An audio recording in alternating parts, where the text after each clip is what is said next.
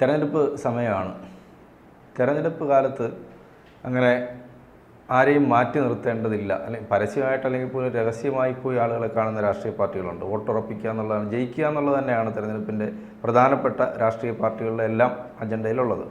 അപ്പോൾ പരസ്യമായി ചിലരെ കണ്ടാൽ അത് ചിലപ്പോൾ തിരിച്ചടിയായേക്കാം, പക്ഷേ രഹസ്യമായി അവരുമായി ഡീലൊക്കെ നടത്താറുണ്ട്. ഇവിടെ VD സതീശൻ SDPI നേതാക്കളുമായി ചർച്ച നടത്തുകയും അവരെ കാണുകയൊക്കെ ചെയ്തു. അത് മുമ്പും ഉണ്ടായിട്ടുണ്ട്. ഇപ്പോൾ ഈ പാലക്കാട് ബൈ ഇലക്ഷൻ്റെ സമയത്ത് അങ്ങനെ ഉണ്ടായിരിക്കുന്നു. പാലക്കാട് SDPIയുടെ വോട്ട് സതീശൻ്റെ പാർട്ടി കീശയിലാക്കിയോ? അല്ല, SDPIയുടെ വോട്ട് അവർക്കല്ലേ എപ്പോഴും. SDPIയുടെ വോട്ട് അവർക്കാണ്. കാലാകാലങ്ങളിൽ അവർ മേടിച്ചുകൊണ്ടിരിക്കുന്നു. SDPIയുടെയും ഈ പറയുന്ന ജമാഅത്ത് ഇസ്ലാമിയുടെയും. ഇപ്പോൾ ജമാഅത്ത് ഇസ്ലാമിയുടെ എനിക്ക് തോന്നുന്നു അവർ പറയുന്ന കഴിഞ്ഞ കുറേ കാലങ്ങളുമായിട്ട് CPM-നായിരുന്നല്ലോ, ഇപ്പം ഇങ്ങോട്ട് വന്നപ്പോൾ എന്താണ് കുഴപ്പമെന്നൊക്കെ പറഞ്ഞ് ഇപ്പോൾ അങ്ങോട്ടും ഇങ്ങോട്ടും കഴിഞ്ഞ ദിവസങ്ങളിൽ വാക്കുകാർക്ക് നടന്നുകൊണ്ടിരിക്കുക. കാരണം തങ്ങളെ വിഷയമായിട്ട് ബന്ധപ്പെട്ട് മുഖ്യമന്ത്രി പറഞ്ഞതിൻ്റെ കാര്യമായിട്ട് ബന്ധപ്പെട്ട് കഴിഞ്ഞ പഞ്ചായത്ത് ഇലക്ഷൻ നിങ്ങളുടെ കൂടെ അല്ലായിരുന്നു, അത് കഴിഞ്ഞുള്ള നിയമസഭ ഇലക്ഷൻ നിങ്ങളുടെ കൂടെ അല്ലായിരുന്നു, ഇപ്പോൾ ഇല്ലയോ ഞങ്ങളുടെ കൂടെ വന്ന് ഇപ്പോൾ അതിനിപ്പോൾ ഇത്ര പറയാനെന്തുവോ എന്നൊക്കെ പറഞ്ഞു. പിന്നെ ലേബർ പാർട്ടി, അങ്ങോട്ട് പാർട്ടി, വെൽഫെയർ പാർട്ടിയുടെ പിന്തുണയും UDF-നാണ്.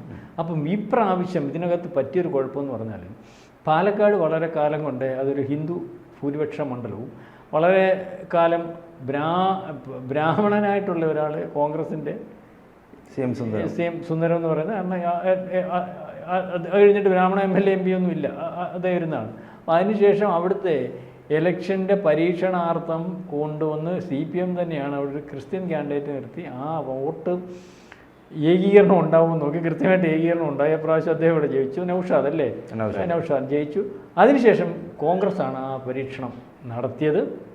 ആ പരീക്ഷണം ഇവിടെ നടത്തിയ ഏറ്റവും അവസാനം 2021 ആ ഇലക്ഷൻ വരെ ആ പരീക്ഷണം കൊണ്ട് മാത്രം ആ പ്രാവശ്യം ജയിച്ചതാണ്. അല്ലെങ്കിൽ അവിടെ BJP തന്നെ ജയിക്കുമായിരുന്നു എന്നാണ് നമുക്ക് വിലയിരുത്താൻ പറ്റുന്നത്. അപ്പോൾ ഒരു ധ്രുവീകരണ രാഷ്ട്രീയം അത് ഏറ്റവും ആദ്യം നടക്കുന്നത് മുസ്ലിമിൻ്റെ ഭാഗത്താണെന്ന് കണ്ട് ആ ധ്രുവീകരണ രാഷ്ട്രീയം നടത്തിക്കൊണ്ടിരിക്കുകയാണ്. അതിനെ ഏറ്റവും കൂടുതൽ സഹായമായിട്ട് നിൽക്കുന്നത് ഇപ്പോൾ പാലക്കാട് തെരഞ്ഞെടുപ്പ് അല്ലെങ്കിൽ 3 ഉപതെരഞ്ഞെടുപ്പുകളിലും ഇലക്ഷനെ നിയന്ത്രിക്കുന്നത് മുസ്ലിം ലീഗാണ്, അല്ലെങ്കിൽ ജമാഅത്ത് ഇസ്ലാമിയാണ്, അല്ലെങ്കിൽ SDPI ആണ്, അല്ലെങ്കിൽ PFI ആണ്.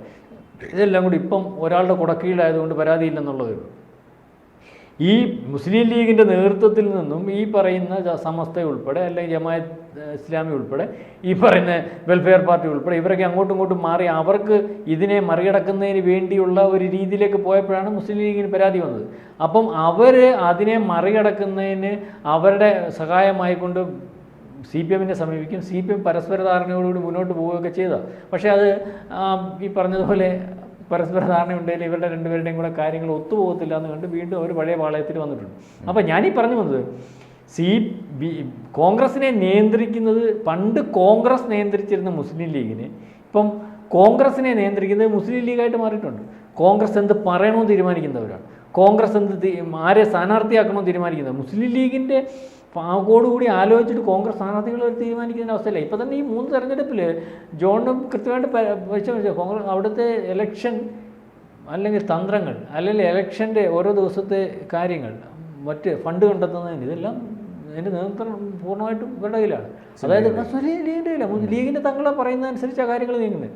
കാരണം പ്രധാനപ്പെട്ട സ്ഥാനാർത്ഥി പ്രിയങ്ക ഗാന്ധിയുടെ അവിടുത്തെ എന്ന് പറഞ്ഞാൽ അവരുടെ ഇത്ര ഈ പറയുന്ന മുസ്ലിം ലീഗിൻ്റെ ഭാഗമായിട്ട് അവർക്ക് വ്യക്തമായ സ്വാധീനമുള്ളതുകൊണ്ടല്ല അവർ തിരിഞ്ഞ് അവിടെ ജയിക്കത്തില്ല.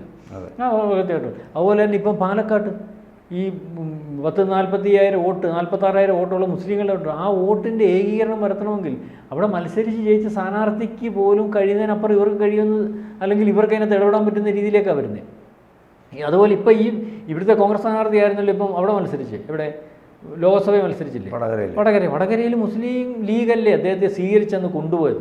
കാരണം ഇതുപോലെ പല മണ്ഡലങ്ങളിലും കോഴിക്കോട്, മലപ്പുറം, അല്ലെങ്കിൽ ഈ കാസർഗോഡ്, കണ്ണൂർ തൊട്ട് അങ്ങോട്ട് ഇപ്പം പല മണ്ഡലങ്ങളിലും കാര്യങ്ങൾ തീരുമാനിക്കുന്നു, അല്ലെങ്കിൽ ഇലക്ഷൻ്റെ നിയന്ത്രിക്കുന്നതും അവരുടെ കയ്യിലാണ്. അവരുടെ കയ്യിൽ വോട്ടുണ്ട്. പറഞ്ഞതാണ് പോയിന്റ്. കാരണം അവിടെ ഈ കോൺഗ്രസ് പൊതുവെ മലബാർ മേഖലയിൽ ദുർബലമാണ്. നമ്മുടെ ഇങ്ങോട്ടാണ് കോൺഗ്രസ് കുറച്ചെങ്കിലും ശക്തിയുള്ളത്. അപ്പം അവിടെ പല ഏരിയയിലും കോൺഗ്രസിനേക്കാൾ വലിയ പാർട്ടി മുസ്ലിം ലീഗ്. പല ഏരിയയിലും കോൺഗ്രസിനെ പാർട്ടി വലിയ പാർട്ടി മുസ്ലിം ലീഗാണ്. അതായത് മുസ്ലിങ്ങൾ ലീഗിന് ജയിക്കാൻ പറ്റുന്ന 10-25 സീറ്റ് അവരുടെ കക്ഷത്തിൽ നിൽക്കുകയും ഉണ്ടാവുകയും പിന്നെ ബാക്കി കോൺഗ്രസിന്റെ ഭാഗമായിട്ട് നിൽക്കുന്ന സീറ്റുകൾ ജയിക്കണോ വേണ്ട എന്ന് തീരുമാനിക്കുന്ന പാർട്ടിയായിട്ട് മുസ്ലിം ലീഗ് മാറി. അതായത് മുസ്ലിം ലീഗിന്റെ കക്ഷത്തിൽ കോൺഗ്രസ് ഇരിക്കുന്ന ഒരവസ്ഥയിലേക്ക് കേരളത്തിൽ പൂർണ്ണമായിട്ട് മാറി, ദേശീയ തലത്തിൽ ഭാഗികമായിട്ട് മാറി. കാരണം ദേശീയ തലത്തിൽ ജയിക്കാൻ പ്രാപ്തമായിട്ടുള്ള ഒരു സീറ്റ് വേണമെങ്കിൽ അത് കേരളത്തിൽ നിന്ന് മാത്രമാണെന്ന രീതിയിലേക്ക് വരുന്നുണ്ടാകുമല്ലോ. രാഹുൽ ഗാന്ധിക്ക് ആദ്യം ഒരു ശങ്കയുമില്ലാതെ മത്സരിക്കാൻ പറ്റുന്നത് ഈ പറയുന്ന വയനാട്ടിൽ നിന്ന്. അതിനുശേഷം തുടക്കക്കാരിയായിട്ടുള്ള പ്രിയങ്ക ഗാന്ധിക്ക് ഇവിടെ ഒന്ന് മത്സരിച്ചാൽ തോക്കത്തില്ല എന്നുള്ള ഉറപ്പുണ്ടല്ലോ. അപ്പം ഞാനീ പറയുന്നത് ഇപ്പം ഈ വർഗീയ ധ്രുവീകരണത്തിൻ്റെ രീതിയിലാണ് കഴിഞ്ഞ പ്രാവശ്യവും കൂടി കോൺഗ്രസ് അവിടെ ജയിച്ചതെന്നും ഈ വർഗീയ ധ്രുവീകരണം കോൺഗ്രസും മുസ്ലിങ്ങളുമായിട്ട് വളരെ കൃത്യമായിട്ട് എല്ലായിടത്തും നടത്തുന്നുണ്ടെന്നും ഈ വർഗീയ ധ്രുവീകരണത്തിൻ്റെ ഭാഗമായിട്ട് ആണ് കോൺഗ്രസ് ഇത്രയും നാൾ ഭരിച്ചിരുന്നതും ആ അജണ്ടയുടെ ഭാഗമായിട്ടാണ് മുനമ്പ് ഉൾപ്പെടെയുള്ള കാര്യങ്ങൾ നടന്നുകൊണ്ടിരുന്നതും ഒക്കെ മനസ്സിലാക്കിയിട്ടുള്ളത് കൊണ്ട് ബാക്കി ആൾക്കാർക്ക് ഇത് മനസ്സിലാക്കി അവരും ഒരു ധ്രുവീകരണത്തിലേക്ക് പോയി. അല്ലെങ്കിൽ അവരും ആ രീതിയിൽ ചിന്തിച്ചു തുടങ്ങിയെന്ന് കോൺഗ്രസിന് മനസ്സിലായി. മുനമ്പം വിഷയത്തോടുകൂടി ക്രിസ്ത്യാനികളുടെ ഭാഗത്തുനിന്ന് ഒരു വ്യത്യസ്തമായ ചിന്തയുണ്ടായിട്ടുണ്ട്. അല്ലെങ്കിൽ അവർ ഇതുവരെ കോൺഗ്രസ് ബഹുഭൂരിപക്ഷം വരുന്ന ക്രിസ്ത്യാനികളും കോൺഗ്രസിൻ്റെ ഭാഗമായിരുന്നു. അല്ലെങ്കിൽ ഹിന്ദുക്കൾക്കൊരു തിരിച്ചറിവുണ്ടായിട്ടുണ്ട്. ഹിന്ദുക്കൾ പഴയതുപോലെ അങ്ങ് വിട്ടോട്ട് ചെയ്യുന്ന ഒരു അവസ്ഥയിൽ നിന്ന് മാറി. അന്ന് ഇവർക്ക് ഏകീകരിക്കാമെങ്കിൽ ഇവിടുത്തെ കൃഷ്ണകുമാറിന് അനുകൂലമായിട്ട് ഒരു 10-50%, 100% വേണ്ട 50% വോട്ട് ഏകീകരിച്ചാൽ പോലും ഇവിടെ ജയിക്കും. 50% ഹിന്ദുക്കൾ അങ്ങ് തീരുമാനിക്കുമോ പാലക്കാട്ട്? കാരണം 1,60,000 വോട്ടുണ്ട്. കൃഷ്ണകുമാറിനെതിരെ അല്ലെങ്കിൽ ഞങ്ങൾ വോട്ട് ചെയ്യാൻ തീരുമാനിക്കും, ഇവിടെ ജയിക്കും. അനുകൂലമായിട്ട് കൃഷ്ണകുമാറിനെതിരെ അല്ല, കൃഷ്ണകുമാറിന് അനുകൂലമായിട്ട് തീരുമാനിക്കുക, അവിടെ ജയിക്കും. അപ്പോൾ ഇത് മനസ്സിൽ കണ്ടുകൊണ്ട് പരസ്യ പിന്തുണ SDPAയുടെ UDF കാൻഡിഡേറ്റിന് വന്നാൽ ധ്രുവീകരണത്തിൻ്റെ ആക്കം കൂടും. ഇപ്പം പരസ്യ പിന്തുണ വരുമ്പം മുസ്ലിങ്ങളുടെ പിന്തുണയില്ലേ. അപ്പോൾ ഹിന്ദുക്കൾക്ക് SDPA BFI എന്നൊക്കെ പറഞ്ഞാൽ ഇപ്പോൾ അതിൻ്റെ യഥാർത്ഥ മുഖം തിരിച്ചറിഞ്ഞതുകൊണ്ട് അത് വെറുക്കപ്പെടേണ്ടതാണ്, അല്ലെങ്കിൽ രാജ്യവിരുദ്ധമാണ്, അല്ലെങ്കിൽ ഹിന്ദുക്കൾക്കെതിരാണ്, അല്ലെങ്കിൽ ഈ പറയുന്ന പോലെ ഹിന്ദുത്വയ്ക്കെതിരാണെന്നൊക്കെയുള്ള തോന്നലുകൾ കൃത്യമായിട്ട് വന്നിട്ടുണ്ട്. പറയാറുന്നിട്ട് നിവൃത്തിയൊന്നുമില്ല. അപ്പം ആ ഒരു ഞങ്ങൾ UDFന് വോട്ട് ചെയ്യും എന്ന് SDPA പാലക്കാട് പരസ്യമായിട്ട് പറയാൻ തീരുമാനിച്ചാൽ ഇപ്പോഴത്തെ ധ്രുവീകരണത്തിനകത്ത് അല്ലെങ്കിൽ ഹിന്ദു വോട്ടുകൾ കുറവ് വരും. അതുകൊണ്ട് VD സതീശനായിട്ട് അല്ലെങ്കിൽ കോൺഗ്രസ് നേതാവായിട്ട് മുസ്ലിം ലീഗിൻ്റെ നേതാവായിട്ട് SDPA എടുത്ത് പറഞ്ഞു, നിങ്ങളിങ്ങനെ പറയണ്ട. നിങ്ങൾ പറയുന്നത്, നിങ്ങൾ വോട്ട് ചെയ്യുന്നത് ഒന്നെങ്കിൽ CPM ആണെന്ന് വോട്ട് ചെയ്യുന്നു പറയുന്നു.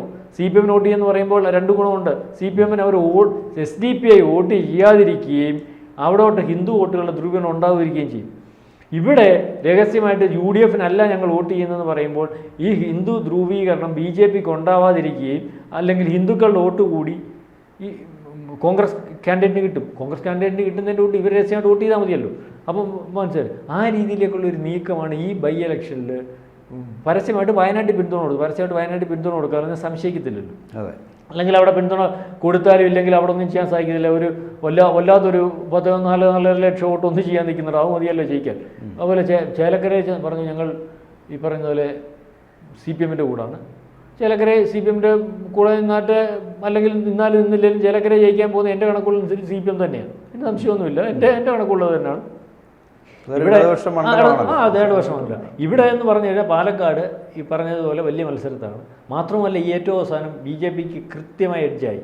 കാരണം ഇവരുടെ ഒരു നീക്കം മത്സരത്തിൽ നിന്ന് BJP ജയിക്കുന്ന ഈ അവസ്ഥയിലേക്ക് കാര്യങ്ങൾ കൊണ്ടെത്തിച്ചു. കാരണം സന്ദീപ് വാര്യർക്ക് വേണ്ടി കോൺഗ്രസ് നടത്തിയ നീക്കവും സന്ദീപ് വാര്യർ അതിനുശേഷം നടത്തിയ പ്രസ്താവനകളും സന്ദീപ് വാര്യർ അതിനുശേഷം പാണക്കാടിനെ തങ്ങളെ കണ്ടതും ഒക്കെ കോൺഗ്രസ്സിന് ദോഷമാണ് ചെയ്തിട്ടുള്ളത്. അത് കോൺഗ്രസും BJPയും തമ്മിലുള്ള ടൈറ്റ് ഫൈറ്റിൽ നിന്ന് കൃത്യമായ എഡ്ജ് ജയിക്കുന്ന രീതിയിലേക്ക് BJP പോകുന്ന ഒരവസ്ഥയിലേക്ക് വന്നു. അപ്പോൾ ഇനിയും ഉള്ളതെന്ന് പറഞ്ഞാൽ പൂഴിക്കടാൻ അടിച്ച് നിന്നേ മനസ്സിലാവത്തുള്ളൂ, അല്ലെങ്കിൽ രഹസ്യമായിട്ടുള്ള ധാരണകളും ആരും അറിയാത്തതാണ്. അതിനുവേണ്ടിയാണ് SDPA കണ്ടതും. SDPA കണ്ടാലേ SDPA നേരത്തെ വോട്ട് ചെയ്യാൻ തീരുമാനിച്ചിട്ടുണ്ട്.